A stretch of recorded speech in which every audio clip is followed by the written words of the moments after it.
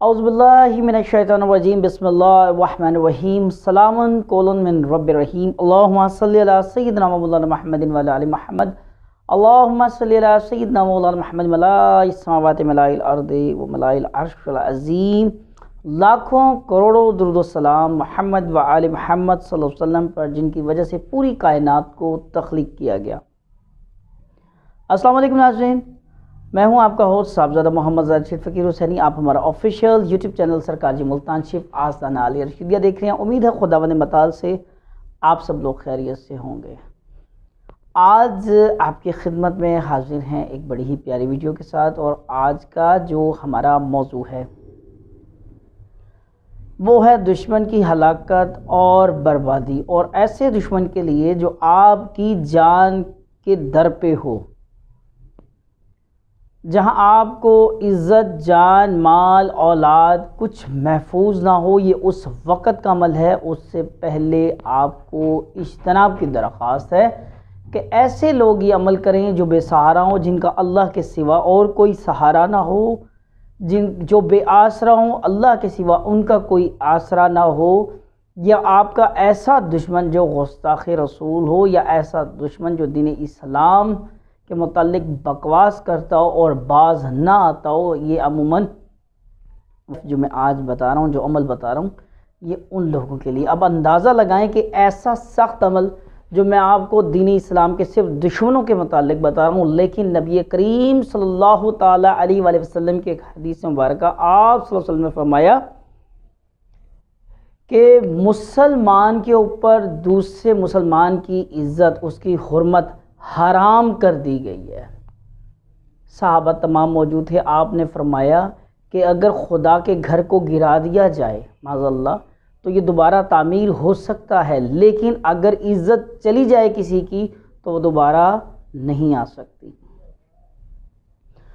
یہ سخت وظیفہ جو آپ کو بتایا جا رہا ہے، یہ صرف ایسی صورتوں میں ہے، ایسی صورتوں میں جہاں آپ اللہ کے سوا اور کسی کو نہ پاؤ اور ایسے بے سہارا ہو جاؤ کہ آپ مجبور ہو جائیں۔ جب انسان اپنی جان دینے پہ راضی ہو جائے تو خودکشی کے خیال سے جب انسان اپنے آپ کو اتنا کمزور اور ناتواں محسوس شروع کر دے کرنا کہ میں اب کسی قابل نہیں رہا، مالک حقیقی، خالق حقیقی ہی کرم کر سکتا ہے، اور بے شک وہ اس حال میں کرم کرے گا۔ یہ اس وقت کا عمل ہے جو آج آپ کو بتایا جا رہا ہے۔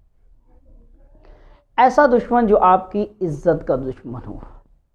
یہ ذرا سی چغلیاں اور غیبتیں سن کے نہیں کہنا کہ وہ میری عزت میں کمی لے کر آتا ہے تو میں اس کے لیے یہ عمل کر لوں۔ خدا را، یہ عزت سے مراد اصل عزت ہے۔ آپ بات کو غور سے سمجھیں۔ ایسا دشمن جو آپ کی عزت کا دشمن ہو، اس کے لیے آپ کو یہ عمل کرنے کی اجازت ہے۔ اور اجازت کیا ہے؟ آپ نے کرنا کیا ہے؟ قرآن پاک کی صورت ہے سورہ لہب، جس میں اللہ تبارک تعالیٰ نے وعید نازل فرمائی، اور وعید کس کے لیے؟ تبت یدا ابی لہب و تب۔ آپ نے صرف کرنا کیا ہے؟ یہ جو آیت ہے یہاں جو تبت یدا ابی لہب و تب، یہ ابو لہب کی جگہ آپ نے فلاں بن فلاں، ان کے جو آپ کا دشمن ہے، جو آپ کی عزت کا دشمن ہے، جو آپ کی جان کا دشمن ہے، جو دین اسلام کا دشمن ہے، فلاں بن فلاں، تبت یدا ابی لہب و تب، یہ یہاں پہ جو ابو لہب کی جگہ جو نام ہے فلاں بن فلاں کرنا ہے۔ اس کے بعد آپ نے اسی صورت کو اول و آخر درود پاک 11 مرتبہ، سورہ فاتحہ الحمد شریف 4 مرتبہ، اور یہی صورت سورہ لہب 41 مرتبہ روزانہ 21 دن تک لگاتار پڑھنی ہے۔ انشاءاللہ عزوجل، انشاءاللہ عزوجل آپ کا دشمن اپنے تمام تر ارادوں سے باز آ جائے گا، اپنی نحوستوں سے باز آ جائے گا۔ اللہ تبارک تعالیٰ اس کو ضرور ہدایت عطا فرمائیں گے۔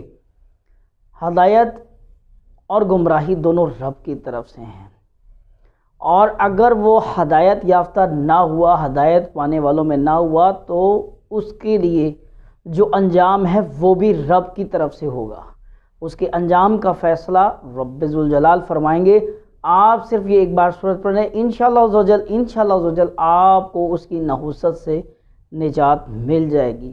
اور جو سب سے بڑی دعا ہے، نبی کریم صلی اللہ تعالیٰ علیہ وآلہ وسلم نے طائف کے پتھر کھانے کے بعد بھی جب طائف والوں نے آپ پر پتھر برسائے، اس وقت بھی کریم آقا صلی اللہ تعالی وسلم نے ان کے لیے ہدایت کی دعا فرمائی تھی کہ اے اللہ تو جانتا ہے کہ میں تیرا نبی ہوں، یہ نہیں جانتے، تو ان کو ہدایت نازل فرما، ان کو ہدایت عطا فرما تاکہ ان کی آنے والی نسلیں دین اسلام میں شامل ہوں۔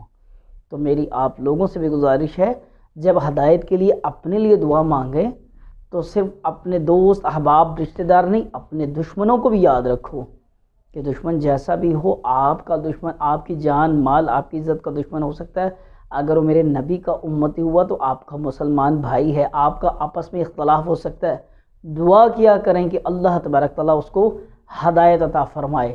اور یہ جو بربادی کا عنصر ہے یہ یاد رکھیں، آپ دعا پڑھیں، آپ یہ سورت پڑھیں، وہ انشاءاللہ اللہ کی طرف سے ضرور فلاح پالے گا اور آپ کی جان چھوٹ جائے گی، انشاءاللہ اللہ تبارک تعالیٰ اس کو ضرور ہدایت عطا فرمائیں گے۔